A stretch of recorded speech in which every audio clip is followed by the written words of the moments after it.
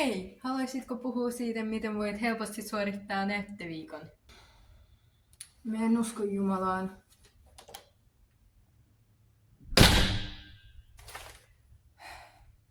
Kaikki te olette ateistei vaan näyttöpäivään saakka.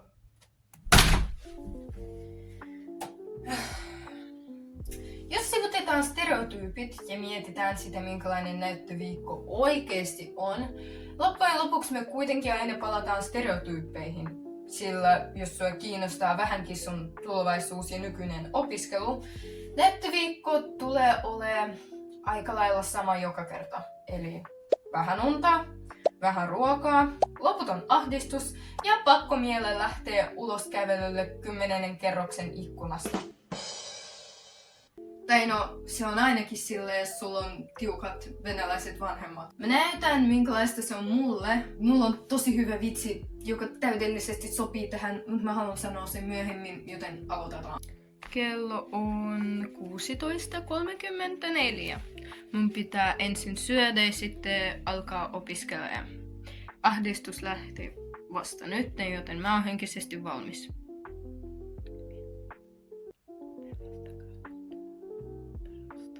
Ruuaksi oli salaatti, minkä jälkeen suunnitelman mukaan aloin opiskella. Suunnitelmasta poiketen mä nukahdin 2 tunnin päästä. Mä samoin. Päivällä mä päätin, että mä tarvin päiväunta. Mä menin nukkuu varmaan 6:20. Nyt on 10. Ja mä en saanut kunnolla asioita aikaiseksi, mikä on aika surullista. Tämä on ainut elävä olento, joka ei judgea mua ikinä. Toinen, vähän samankaltainen olento judgea mua koko ajan. Ai niin, kattokaa häntä! Hänen katse on niin ylimielinen. Okei, jostain syystä päätän tässä näyttää mun kissoja. Toisaalta ihmiset rakastaa katsoa 2 asiaa. Kissoja ja toisten ihmisten kärsimystä. Saatte kombon tänään. Anteeksi. Ja vasta nyt, kun unet on nukuttu ja ADHD-lääkkeet otettu, palasin alkuperäiseen suunnitelmaan, eli henkiseen opiskeluun. Kello on jo melkein 2:30. Mä sain matikan tältä päivältä valmiiksi. Mä syön, nukun varmaan sellaiset 2-3 tuntia ja palaan tähän asiaan. Jee. Fun fact! Suurimman osan päivistä, kun harjoittelin näyttöviikkoon, mä nukuin kylppärin lattialla. Miksi? Se ottaa mua siihen, etten nukkuis pommin, kun valvoin 3 asti. Eikä käy järkeen vieläkään. No, kato. Lattia, obviously, ei hirveän hyvä paikka nukkumiselle. Joten sä et nuku niin hyvin.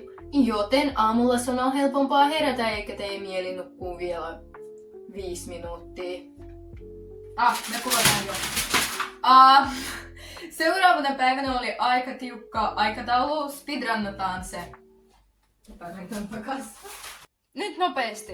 Tunti 1, tunti 2, terveellinen välipala. Jee, tunnit loppu tänään. Jee, stressi ja ahdistus ei loppu ikinä. Tuts. Laulutunti, metro, bussia odotellessa, koti, opiskelu!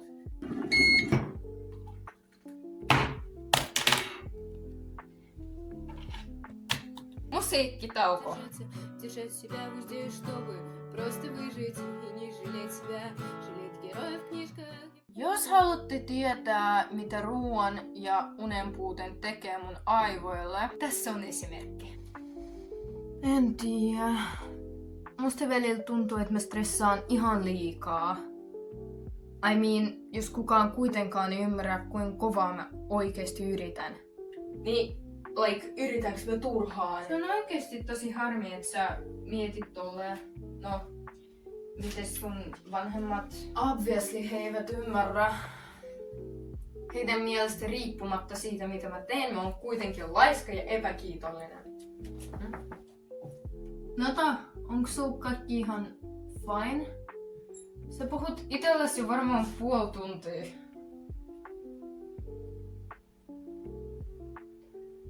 Niin säkin. Fair enough.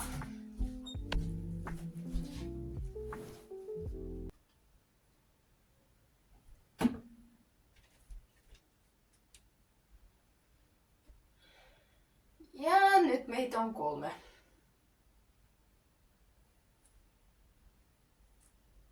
Haluuks joku kahvia? Au.